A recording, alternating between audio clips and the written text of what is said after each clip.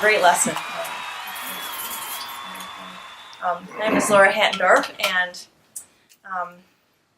a little bit about myself. I'm an art teacher in the morning in a private junior high to middle schoolers, which explains kind of a lot about mine. So in the morning, I'm the art teacher, and I'm a superstar. But in the afternoon, I'm the writing teacher, the English teacher, not so much. But so I work at Wheaton Christian Grammar School in Wheaton, Illinois. And when I went to college at Wheaton College, I wanted to be a writer, but I had dyslexia, and I struggled, and I didn't take any of those college prep classes, and I was dying at Wheaton College. Nevertheless, a man named Clyde Kilby, Clyde Kilby, touched me on the shoulder and said, "Hey, can you do some work at the Wade Collection, the new Wade Collection?" And so I'm like, "Me? Yes." And so I started with Clyde Kilby going through some C.S. Lewis's research. It was just a little blip of my life, but think about that now. That's when I had first heard of George MacDonald, and of course the Inklings, and I got ill in the middle of reading with Dr. Kilby and doing some of his research, and sadly had to quit that, but I took a course, the class. I was a literature major. I was actually an art and lit double major at Wheaton College, and we had to take a class called The Inklings, and that's the first I had ever read of The Lion, the Witch, and the Wardrobe, or even heard of C.S. Lewis. It's the first I have ever read of Back in the North Wind and Phantastes. And then my best friend that we grew up together, librarian Sue, who's here tonight, fast forward to 1979 when she handed me a copy of George MacDonald's Portent, and we were, "Oh, this is George MacDonald, the George MacDonald." And so we read the Portent, which is kind of interesting to have that be your first novel that you read. No kidding. Who knew? It was on the shelf. Oh, it's George MacDonald. So we did. And then in the 80s, here comes The Fisherman's Lady. Thank you for bringing all these books. Fisherman's Lady. Oh, George MacDonald. Michael Phillips. Okay. And I've read it every year, actually serially, since I got my first copy. It's one of those that grips you. To me, it gripped me like had some that gripped you. And its companion, the Marquis of, the Marquis' Secret. Mm-hmm.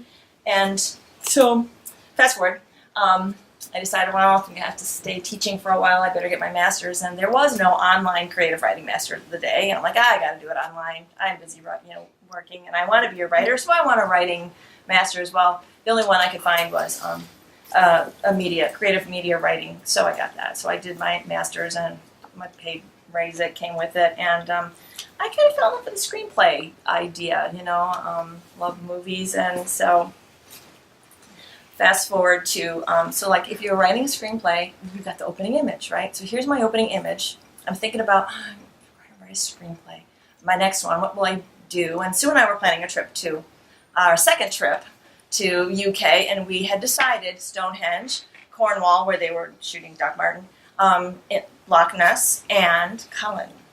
And on the way in the car, as I was driving to Drake University, my son was a student there, 3 weird things happened. And talk about weird things and serendipity and stuff. Well, so this is the opening image of the screenplay called Scotch Tape. Maybe that I'll write one day. And on the roadside, Malcolm, Iowa. And I got to thinking, Malcolm, that should be a screenplay. No, that should be a screenplay. I should write that into a screenplay. And then on the radio came Francesca Baccelli, Write Your Story. And I just got a little sample of it. You've heard this song. They say you're the king of everything, the one who taught the wind to sing. Doesn't that remind you of Northwind? The source of the ribbon keeps my heart beating. I want my history to be your legacy. Go ahead and show this world what you've done in me. When the music fade, I want my life to say, I let you write the story, write your story, write your story, write your story. Then, the very next song that came on, this one too, was Legacy, Nicole Norman's Legacy. I thought Judy would appreciate all this music stuff, because there's something when you're hearing music played and a song, it touches your emotions, and it changes your life. And you know this one too. Let me read you a little bit about that from this song called Legacy. I want to leave a legacy. How will they remember me? Did you choose to love? did I point to you enough to make a mark on things? I want to leave an offering, a child of mercy and grace who bless your name unapologetically, and leave that kind of legacy. Not well-traveled, not well-read, not well-to-do or well-bred. I just want to hear instead of well done, good and faithful one. And why I want to be that person, don't you? I know that's why you're here. You want to be that person too. I think other people in this room want to be that person. So fast forward to the next part of the screenplay, the setup. So the setup, what's the setup? Well, so Sue and I planned our trip. We went to the UK, and I was telling her, well, Cullen's sort of nowhere, but that's where Fisherman's Lady, yes, well, okay, we'll go. And we were tired from our trip, and we got into town, and I had no idea Michael and Judy had a house there. Absolutely no idea.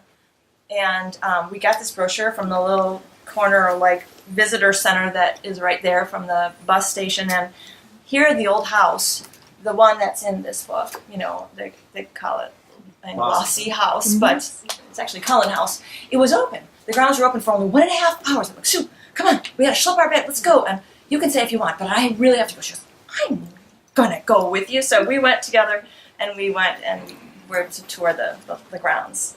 And then we went into the old kirk. It's really there, just like in the book, with the Norman knight there, the conquest, whatever he is, and Florimell's loft where she would be in the old church, and there was this woman playing a harp, and it was so Scottish, and we were in there, and then she stopped playing, and we talked to her, and I think I said, are you Canadian? She goes, oh no, I'm American from California.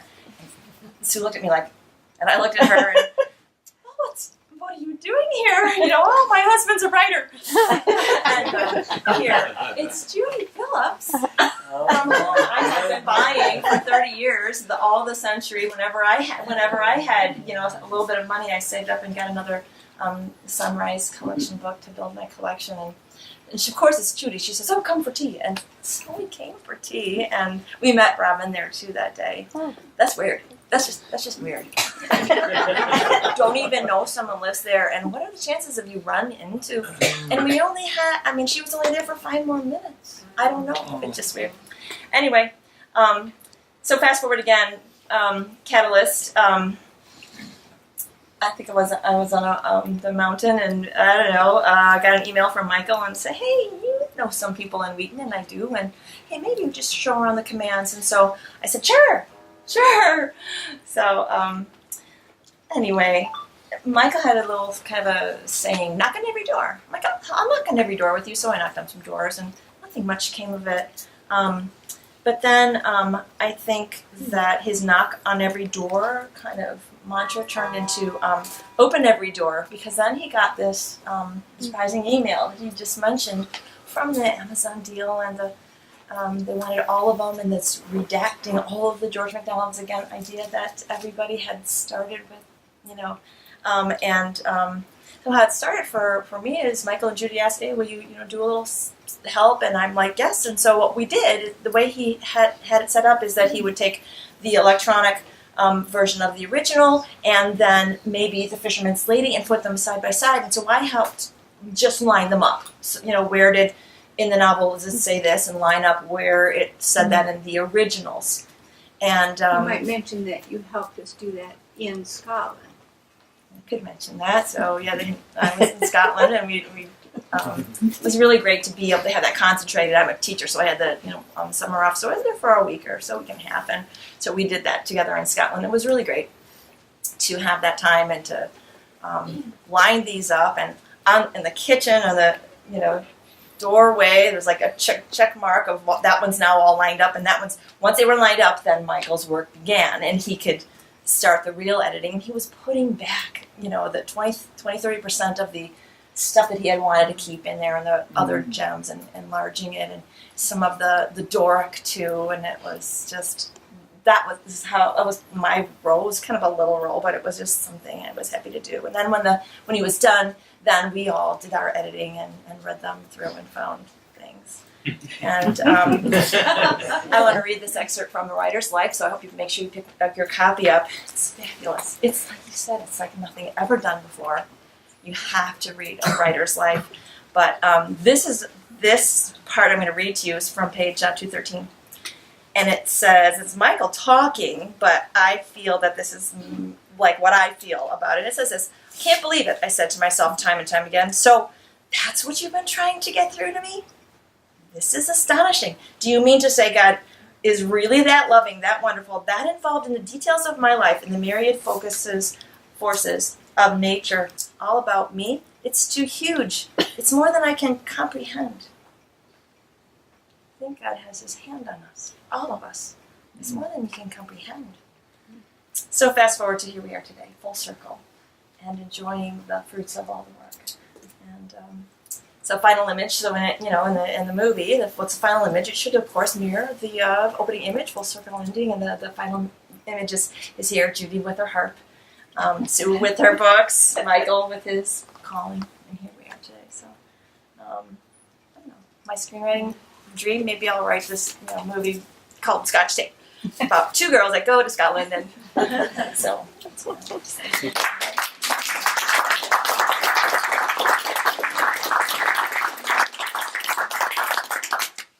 Say that when she came, was it 2 weeks or 3 weeks? I mean, she didn't stay in a B&B. She stayed in one of her bedrooms. I mean, we just ate, drank, slept, MacDonald's books, 10, 12 hours a day. It was just really intense. And when they were working on putting those 2-column editions together that are over there, I was working on the beginnings of Writer's Life. And we just had stuff scotch taped on walls, and where are you, and where are you, and if I needed something, it was intense, but kind of fun. And I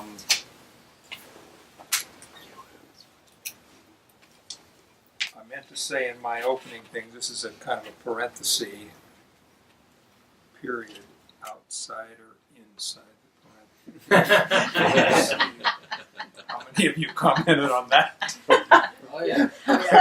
They all did. So she's an English teacher. I can't go against her. Dave wants about 5 commas per sentence. Some of the other people, so okay, I'll put some of Dave's commas in, and then somebody else wants to take them all out.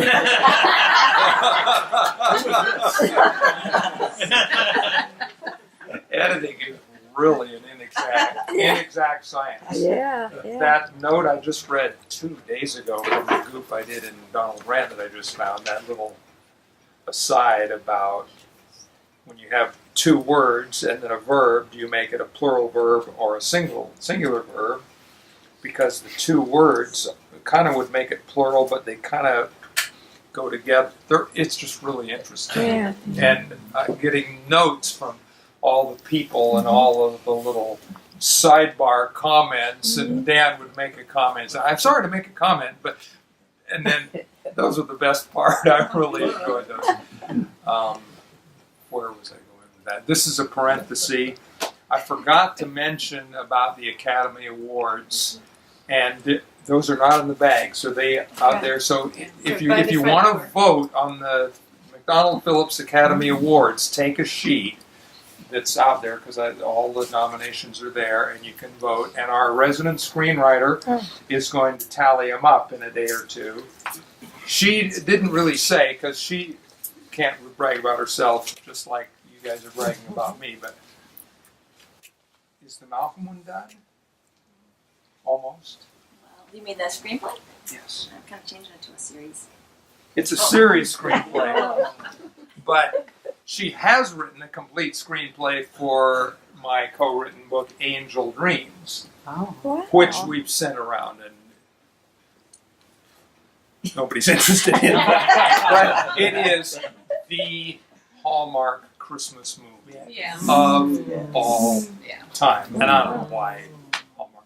But anyway, and she's written a complete screenplay of that. She's halfway through a Malcolm screenplay. It's really fun. So she's going to tally up the Academy Awards. If you want to vote, take a sheet, and we'll announce the winners on Sunday or whatever.